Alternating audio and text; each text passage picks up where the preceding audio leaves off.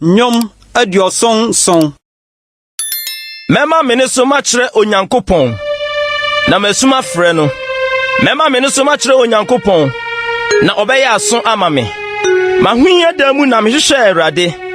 Me nsɛm atene anadwo nyinaa. Na empaba.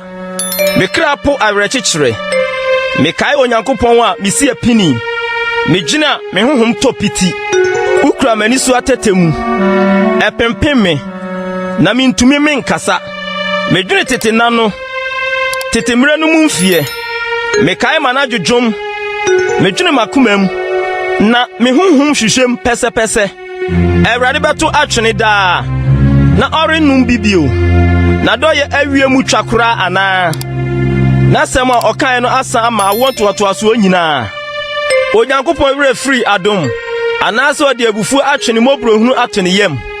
Ɛna me se, me dadwena ɛda me so ne sɛ, ɔsorosoro ni no nifa asatra. Mɛkae ya ni yoe maka. Ani mɛkae wo tete anwanwadeɛ. Na masusu w'adwuma nyinaa ho. Na madwene wo ni yoe ho. Onyankopɔn, wo kwan wɔ kronkron yɛ mu. Hwan na ɔyɛ nyame kɛseɛ sɛ Onyankopɔn? Wo ni Onyankopɔn a woyɛ anwanwadeɛ. Wama wahunu wutumi aman mu. Wode wo nsa na agye wo man. Jacob ni Joseph mano.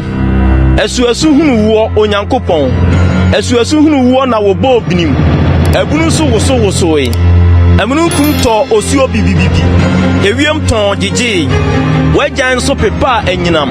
Wo pra na abubo. Ehuma edi chinshiam. Enyinam hren wiase.